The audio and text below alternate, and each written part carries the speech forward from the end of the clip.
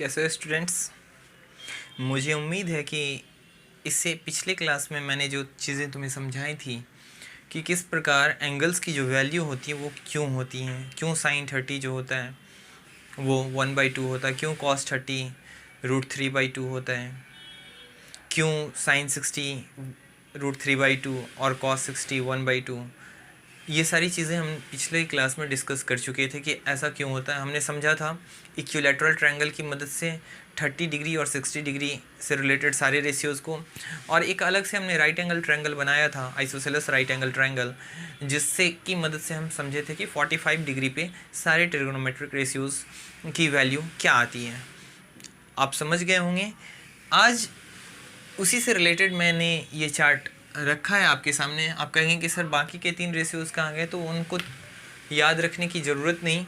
अगर आपको ये याद रहते हैं तो आप बस उनका रिवर्स कर लो। जैसे कहीं पे अगर दिया हुआ है साइन 30, तो साइन मान लो 30 दिया हुआ है 1/2, और आपसे पूछे कॉसेक 30, तो आपको पता है कि कॉसेक क्या है, साइन का उल्टा। अगर ये नहीं पता है तो पहले आप यही समझ लेना, ये रट लो कि साइन का जो उल्टा वाला भाग है वो कौन है, कॉसेक थीटा है।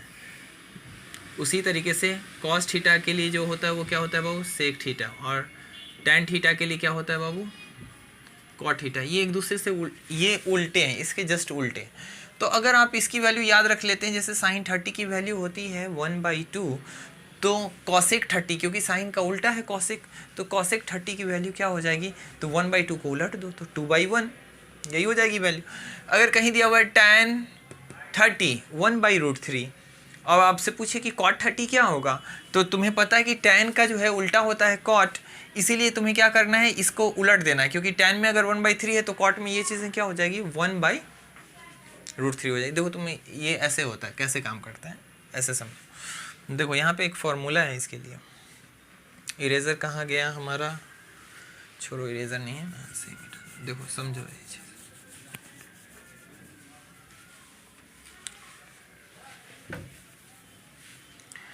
देखो साइन की वैल्यू क्या होती है बाबू, तुम्हें पता है, परपेंडिकुलर बाय हाइपोटेनस, और कॉसेक थीटा की वैल्यू क्या होती है, हाइपोटेनस बाय परपेंडिकुलर। अगर इन दोनों को गुना करें तो क्या होगा बताओ, sign theta into cosec theta होगा। इन दोनों को गुना करें, अगर इन दोनों को हमने गुना किया है तो ये जब LHS को LHS से गुना करेंगे तो RHS भी RHS से गुना होगा। RHS को RHS से गुना कर दो, P/H ये, और इंटू H/P, P से P कट गया, H से H कट गया, क्या वैल्यू आ गया 1। सेम यही चीज़, यानी हमने क्या देखा कि sine theta into cosec theta बराबर क्या आ गया, 1 आ गया। इसी तरीके से हम दूसरी भी वैल्यू, अभी इसको अभी लिखते चलो, इसकी हमें बाद में आवश्यकता पड़ेगी। ठीक उसी तरीके से बताओ, ये फर्स्ट था, सेकेंड। कॉस थीटा क्या होता है बाबू, बेस बाई हाइपोटेनस, और सेक थीटा क्या होता है, हाइपोटेनस बाई बेस। अब इन दोनों का प्रोडक्ट करो, cos theta into sec theta, तो इनके RHS का भी प्रोडक्ट हो जाएगा। तो बताओ base by hypotenuse into hypotenuse by base, cut जाएंगे, वैल्यू क्या दे देगा 1। तो cos theta into sec theta बराबर क्या रिजल्ट आया 1। इसको भी लिख लो, अभी हम इसी को यूज़ करेंगे। अभी मैं रीज़न बता दे रहा हूँ, तुम सब समझ लो और करके भी देखना। इसी तरीके से बताओ टैन थीटा क्या होता है बाबू, टैन थीटा होता है perpendicular by base, and cot theta क्या होती है बाबू, ये अलग है और ये अलग है, और यहाँ पे फिर फाइनली हमने इन दोनों को प्रोडक्ट किया है, तो ये दोनों प्रोडक्ट। कॉट थीटा की वैल्यू क्या होती है, बेस बाई परपेंडिकुलर। अब देखो अगर इन दोनों का हम प्रोडक्ट निकालें तो क्या हो जाएगा, tan theta into cot theta, तो हो जाएगा टैन थीटा की जगह पे टैन थीटा की वैल्यू, और कॉट के लिए है तो गुना, कॉट की वैल्यू B/P, P से P कट गया, B से B, क्या वैल्यू आ गया 1, यानी कि आ गया tan theta into cot theta बराबर 1। ये 3 कंक्लूजन याद रखो, ये 3 फार्मूले की हमें आवश्यकता पड़ेगी। ये तीनों राइट डाउन कर लिए, चलो इसको मैं इरेज कर रहा हूँ।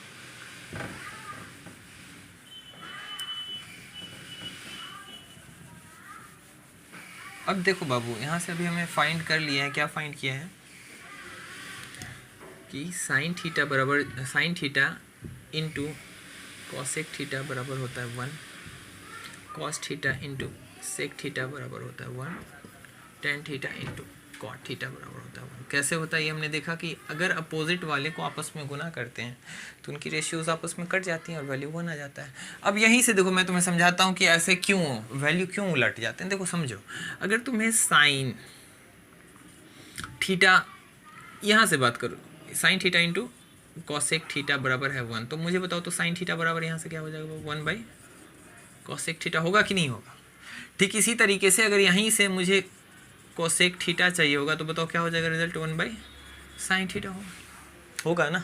अब चलो यहाँ से समझो, जैसे साइन 30 की वैल्यू तुम्हें पता है क्या होती है 1/2, तो अब देखो मुझे कॉसेक 30 की वैल्यू चाहिए। किसकी वैल्यू चाहिए? कॉसेक 30 की वैल्यू नहीं आती, मुझे नहीं याद है, मैंने साइन 30 यही सब साइन तक 10 तक ही याद किया, साइन कॉस 10 कॉसेक याद ही नहीं किया, क्योंकि सर मैंने ही तुम्हें बताया था कि मत याद करना। तो ऐसा नहीं कि वहाँ छोड़ के आ जाना। क्यों नहीं याद करना? क्योंकि उसको याद करने की ज़रूरत नहीं है, कैसे निकलता है वो मैं बता रहा हूँ कि क्यों उल्टा लिख देते हैं, तो वो तुम समझ लो, बाद बाकी तुम करते रहना। तो देखो साइन 30 जो हो गई 1/2 हो गई, तो कॉसेक 30 को क्यों उलट के लिखेंगे, यही मैं समझा रहा हूँ कि क्यों उल्टेंगे, इसके पीछे का रीज़न क्या है। तो देखो यहाँ से अभी हमने देखा ना कि sine theta into cosec theta बराबर 1, तो बताओ कॉसेक थीटा, यहीं से ये फॉर्मूला निकला है ना, कॉसेक थीटा बराबर 1 बाई साइन थीटा। थीटा की जगह यहाँ 30 है, तो मुझे बताओ यहाँ पे कॉसेक, इसको थीटा समझो तो यहाँ क्या लिखेंगे साइन थीटा, ये फार्मूला के हिसाब से ये लिखेंगे ना, समझ रहे हो ना। तो कॉसेक थीटा बराबर साइन थीटा, और थीटा की जगह यहाँ 30 है तो यहाँ भी कितना होगा 30। अब मुझे बताओ साइन 30 की वैल्यू तो तुम्हें पता है ना कितनी होती है 1/2। अब देखो ये तुम्हें पता है कि अगर नीचे कोई डिनोमिनेटर होता है वो कहाँ चला जाता है ऊपर, तो बताओ 2 कहाँ चला जाएगा ऊपर, नीचे में क्या हो जाएगा 1 नीचे लिखते नहीं 2 लिखते हैं। अब इतना क्यों करोगे तुम, इतना क्यों, ये मैंने बस रीज़न बताया कि reason behind why we inverse the value of cosec theta on the place of sine theta. अगर तुम्हें कॉसेक थीटा की वैल्यू चाहिए होती है, किस कॉसेक 30 की वैल्यू चाहिए, तो हम साइन 30 की ही वैल्यू का उपयोग करते हैं, लेकिन उसको पलट देते हैं, यानी उसको न्यूमरेटर जो होता है वो डिनोमिनेटर कर देते हैं, जो डिनोमिनेटर होता है उसको क्या कर देते हैं न्यूमरेटर में कर देते हैं। तो क्यों करते हैं वही मैंने तुम्हें समझाया इस फॉर्मूला की मदद से। अब ऐसे ही सभी के होंगे, कॉस, यहाँ से कॉस थीटा की मैं बात करूंगा तो ये प्रोडक्ट में सेक थीटा वो नीचे चला जाएगा, या सेक थीटा की मैं बात करूंगा तो 1 बाई कॉस थीटा, अगर तुम वैल्यू रखोगे तो वो नीचे आएंगी और नीचे से ये क्या हो जाएंगी पलट जाएंगी ना। तो यही रीज़न था। तो अब तुम समझ गए होगे कि मैं बाकी के 3 रेशियोज क्यों नहीं याद करने के लिए कह रहा हूँ और क्यों उनको मैं कह रहा हूँ कि वो पलट जाते हैं। तो तुमने देख लिया प्रूफ, ये फॉर्मूले याद कर लेना, ये काफ़ी इंपॉर्टेंट है, उसी से ये वाली नीचे वाली फॉर्मूला है ये, तो ये बहुत इंपॉर्टेंट फार्मूला है, इसका हमें यूज़ होगा। ठीक है, चलो तो तुमने इसको क्या करना है, याद करना है। अब किस किस बच्चे ने याद किया है? अच्छा, तो कुछ लोगों को याद है और कुछ लोगों को याद नहीं, याद ही नहीं होता, याद करते हैं सर भूल जाते हैं। बच्चों की यही शिकायत है, सर याद तो किए थे लेकिन फिर भूल गए, कन्फ्यूज़ हो गए। अच्छा चलो, मैंने तुम्हारे लिए एक तरीका ढूंढा है, तुम उसका उपयोग करो। देखो सिंपल है, लेकिन जो तुम याद कर सकते हो तो याद कर लेना, ट्रिक तो है ही पीछे। देखो ट्रिक क्या है, देखो राइट डाउन करो, 0 से राइट डाउन करना है। देखो कितने एंगल्स हैं हमारे लिए बाबू, तो पहले एंगल्स ही लिख लो तुम। एंगल हैं 0, 30, 45, 60 और क्या है 90 है ना। और तुम्हें काउंटिंग कहाँ से शुरू करनी है, 0 से। 0, 1, 2, 3, 4। देखो ये मैंने ऊपर एंगल्स लिए हैं, काउंटिंग कहाँ से शुरू की है हमने, 0 से शुरू की है। अब सभी को 4 से डिवाइड दे दो, ऐसा नहीं कि एक को, सभी को 4 से डिवाइड देना है। ठीक है, 4 से डिवाइड देने के साथ साथ सभी पर रूट लगा दो, इस पे भी रूट, समझ गए। देखो क्या मैंने बताया कि तुम्हें कुछ नहीं करना है, 0 से लेके 4 तक लिखना है, 0, 1, 2, 3, 4, और ये याद रखना है एंगल का सीक्वेंस यही रहेगा, 0 डिग्री 30 डिग्री लो, तुम ये समझ लेना यहाँ डिग्री है, मैं नहीं लिख रहा हूँ, टाइम लगेगा। चलो तुम लेकिन नहीं छोड़ोगे कॉपी में। तो ये 0 डिग्री 30 डिग्री 45 डिग्री 60 डिग्री और 90 डिग्री। तो यहाँ पे देखो ये 0 के सामने 0, उसके बाद 1 से लेके ऐसे बढ़ते हुए 4 तक जाना है, और सबको कितने से डिवाइड देना है, 4 से, और फिर सब पे क्या लगा देना है, रूट। ये तुम्हें देखने में लग रहा होगा सर इतना प्रोसेस वही है, 0 से 4 तक ऊपर लिखना है, 4 से सबको क्या कर देना है, डिवाइड देना है। अब देखो रिजल्ट क्या देगा, तो 0 में किसी से डिवाइड देते हैं तो क्या रिजल्ट आता है बाबू, 0। तो रूट के अंदर 0 का मतलब क्या, रूट से बाहर भी जीरो ही आएगा ना। अरे बच्चों, ये बचेगा, रूट के अंदर जीरो बचेगा। जीरो का क्या मतलब, रूट के अंदर जीरो का मतलब क्या, जीरो इंटू जीरो भी करोगे तो जीरो ही ना आएगा, और दो चीज़ प्रोडक्ट में हो तो एक चीज़ बाहर आ जाएगी ना। तो यहाँ पे इसका रिजल्ट क्या दे देगा हमारे पास, ये रिजल्ट क्या आने वाला है यहाँ बताओ। यहाँ हम इसको हटा रहे हैं तो फाइनली हमारे पास आने वाला है जीरो। यहाँ बताओ 1/4, तुमको पता है कि 1 को 1 इंटू 1 लिख सकते हैं और 4 को 2 इंटू 2 लिख सकते हैं। तो यहाँ से क्या बाहर आ जाएगा बाबू, इसको हम लिख सकते हैं 1/2, रूट से बाहर 1/2 है। यहाँ देखो इससे ये कट जाएगा कितने टाइम्स में, 1/2 टाइम्स में, तो बच जाएगा 1/2। तो 1 तो रूट से बाहर आ जाएगा, लेकिन 2 किसके अंदर रह जाएगा, रूट के अंदर रह जाएगा। यहाँ पे बताओ 3 रूट से बाहर आएगा क्या, नहीं, तो 3 ऊपर रह जाएगा, और 4 तो रूट से बाहर आ जाएगा, ये आ जाएगा 2। 4 से 4 कट जाएगा, रूट के अंदर 1, और रूट के अंदर 1 मतलब कि बाहर, क्योंकि देखो रूट 1 को 1 इंटू 1 तो लिख सकते हैं ना, ये 1 हो गया। तो अब देखो तुम्हारे पास 0 डिग्री की वैल्यू क्या आ गई है बाबू, 0। 30 डिग्री की वैल्यू क्या आ गई है, 1/2। 45 की 1/√2, 60 की √3/2, और 90 की 1। अब कहोगे कि सर ये किसकी वैल्यू है, तो याद रखना ये होगी साइन के सब की वैल्यू, साइन थीटा से रिलेटेड। तो थीटा की जगह जब 0 होगी तो 0, 30 होगी तो 1/2। अब जब साइन की आ जाएगी तो कॉस की बस आसान है, कॉस की उल्टी चलती है, यानी साइन 0 की वैल्यू जैसे ऐसे करके चले हो ना, तो कॉस की जो वैल्यू चलेगी वो साइन 90 की ओर से अगर चलोगे तो समझ लो कि ऐसे चलेगी, जैसे ऐसा समझ लो कि अगर ये साइन 0 की वैल्यू तुमने याद कर ली तो ये जो फॉर्मेट है यही देखो, ये उलट के यहाँ आ जा रहा है, ये उलट के यहाँ आ जा रहा है, ये यहाँ, फिर ये उलट के यहाँ, फिर ये उलट के यहाँ, यानी देखो मुझे यहाँ मिटाना पड़ेगा, तुम देखो। तो साइन की वैल्यू अगर याद कर लोगे तो तुम कॉस की वैल्यू जैसे देखो, देखो यहाँ तक देख लिया ना, रुको मैं इसको तुम्हें यहाँ करके दिखाता हूँ, इसको मैं मिटा रहा हूँ इन सबको।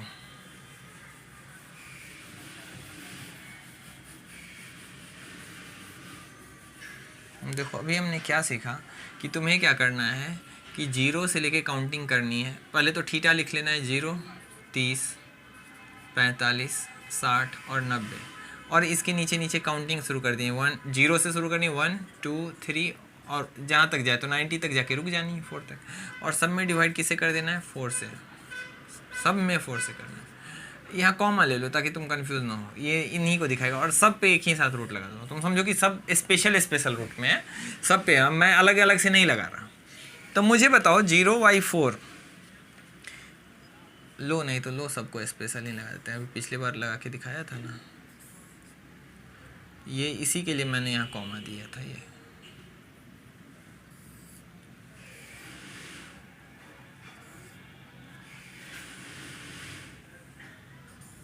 अब समझ गए, अब तो नहीं ना डाउट किसी को। अब देखो अभी मैंने तुम्हें बताया कि 0 में किसी से डिवाइड दो तो 0 आएगा। 1/√4 को क्या लिख सकते हैं, रूट अंडर हम लिख सकते हैं ना बाबू, 1/2 इंटू 2। चलो इसको क्या लिख सकते हैं, ये 2 से कट जाएगा 4, तो क्या बचेगा, यहाँ 1/2 बचेगा। यहाँ बताओ यहाँ क्या लिख सकते हैं, तो यहाँ रूट के अंदर हम लिख सकते हैं 3 तो है, 4 को 2 इंटू 2 लिख सकते हैं। यहाँ पे देखो, यहाँ पे 4 से 4 कट जाएगा, जैसे ये 4/4 है, ये कट जाएगा, तो क्या रिजल्ट आएगा, 1। तो यहाँ बताओ ये तो 0, रूट के अंदर 0 का कोई मतलब नहीं, मैंने कहा कि रूट के अंदर 0 इंटू 0 लिख सकते हैं। अब देखो 2 है नीचे से, तो 2 तो बाहर आ जाएगा, और रूट के अंदर 1, देखो रूट के अंदर 1 जो होता है वो बराबर 1 होता है। क्यों बाबू, क्योंकि 1 को 1 इंटू 1 भी करेंगे तो 1 ही ना आएगा रिजल्ट, और रूट को क्या चाहिए, रूट का अपना कॉन्सेप्ट है कि जो 2 बार गुना हो 1 बाहर आ जाएगा, तो यहाँ से लो 1 आ गया। तो यहाँ देखो ऊपर में 1 है तो 1 तो रूट के बाहर आ जाएगा, और नीचे 2 है तो गुना में वो भी तो बाहर आ जाएगा। अब ऊपर 1 है, देखो 1 तो रूट से बाहर आ जाएगा, लेकिन नीचे में 1 ही 2 है, तो बाहर आएगा क्या, नहीं आएगा बाहर, तो वो नीचे ऐसे ही रह जाएगा। यहाँ पे देखो √3 तो बाहर नहीं आएगा, इसलिए वो रूट में ही रह जाएगा, लेकिन 2 है, क्योंकि 4 को 2 इंटू 2 लिख सकते हैं, तो ये 2 आ जाएगा बाहर। अब ये बताओ 4 से 4 कट गया, रूट अंडर 1। अभी हमने देखा कि रूट अंडर 1 का मतलब क्या है, ये एक्चुअली में क्या हो जाएगा, 4/4 का मतलब क्या है, रूट अंडर 1, और रूट अंडर 1 को हम क्या लिख सकते हैं, 1। अब देखो ये 3 स्टेप में तुम यहाँ से ये एकदम बच्चों वाला मैंने बताया है प्रोसेस, तुम देखते यहाँ से समझ जाओगे कि रूट से क्या निकलेगा, नहीं निकलेगा, समझ गए। अब चलो ये लग रहा होगा कि सर इतना बड़ा, ये बड़ा नहीं है, ये मैंने बस समझाया कि कैसे निकला है, नहीं निकला है, समझो। तो अब देखो तुम्हारे पास 0, 1/2, 1/√2 और √3/2 और 1 आ गया। ये किसकी वैल्यू होगी बाबू, तो साइन थीटा को रिप्रेजेंट करेगा। ये किसको रिप्रेजेंट करेगा, साइन थीटा को। तो देखो जब 0 साइन के लिए है ये 0, 30, 45, 60 और 90, लेकिन जैसे ही कॉस इस वैल्यू की बात करें, अब देखो ऐसा करते हैं हम कि ऊपर वाला सब मिटा दे रहा है, तुम उतार लो उसको, या रुक जाओ, उतारते रहो। यहाँ देखो कॉस थीटा की बात करें, स्क्रीनशॉट ले लो अगर दिक्कत हो रही है तो स्क्रीनशॉट ले लो। देखो ये साइन थीटा, अब कॉस की अगर हम बात करें तो कॉस के लिए कौन सी वैल्यू होगी, तो कॉस के लिए याद रखना है उल्टा चलेगा, यानी कि कॉस थीटा चलेगा इधर से, यानी ये यहां से होगा जीरो, कॉस के लिए ये होगा जीरो के लिए। अब जीरो के बाद हम कौन सा याद करते हैं 30 डिग्री, तो ये हो जाएगा कॉस के लिए 30 के बराबर। ये किसके 30 के बाद क्या 45, तो ये हो जाएगा 45 के बराबर। ये किसके 60 के बराबर, ये हो जाएगा 90। यही मैं बता रहा था कि कॉस उल्टा आएगा, जैसे साइन जाएगा इधर से इधर, ये जो तुम निकाले हो ये साइन के लिए हो गया, और ये जो उलट के इधर से आएगा ये वाला किसके लिए होगा, साइन का जो 90 है, देखो कॉस का क्या पड़ रहा है 0 डिग्री, साइन का जो 60 है वो कॉस का क्या पड़ रहा है 30, जो साइन का 45 है वो कॉस का भी 45 है, जो साइन का 30 है वो कॉस का 60 है, जो साइन का 0 है वो कॉस का 90 है। समझ गए? अब याद कर लोगे। अब जब साइन और कॉस आ गया तो tan तो निकालना एकदम चुटकी का कमाल है। देखो अब मान लो साइन कॉस तुम्हें पता हो गया, तुम यहाँ पे डायग्राम ड्रॉ कर ली या रफ में तुमने निकाल लिए, तो अब देखो तो रफ में तुम कैसे लिखोगे, रफ में तुम फटाक से ऐसे लिखोगे, जैसे 0 सब तुम्हें पता है कि ऐसे करते जाना है।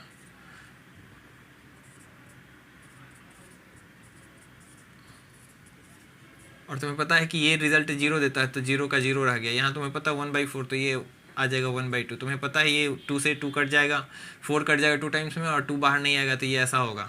यहाँ √3 ऊपर रह जाएगा, 2 बाहर आ जाएगा, और यहाँ 1। ऐसे तुम्हें याद रखना है। ये आगे साइन की वैल्यू, तो कॉस की वैल्यू यहाँ से शुरू होगी, और ये तुम्हें याद रखना है कि ये 0, 30, 45, 60 और 90 की वैल्यू है। अब जब तुम्हारे पास ये आ गई तो tan की वैल्यू, ये देखो ये कॉस की वैल्यू है, यहाँ से इधर देखेंगे तो ये हो जाएगी कॉस की वैल्यू। अब tan के लिए हम क्या करते हैं, तो tan थीटा बराबर होता है sine theta by cos theta. क्यों होता है, क्यों होता है tan थीटा बराबर sine theta by cos theta, देखो ये भी समझ लो। अब इसको मैं मिटा दूं, ये समझ गया ना। तुम्हें रफ में इतना काम करना है, बस इतना ही शॉर्ट, ये तो समझाने के लिए था कि कैसे ऐसा हुआ। तुम रफ में बस यहाँ से समझ लो कि कैसे ये की।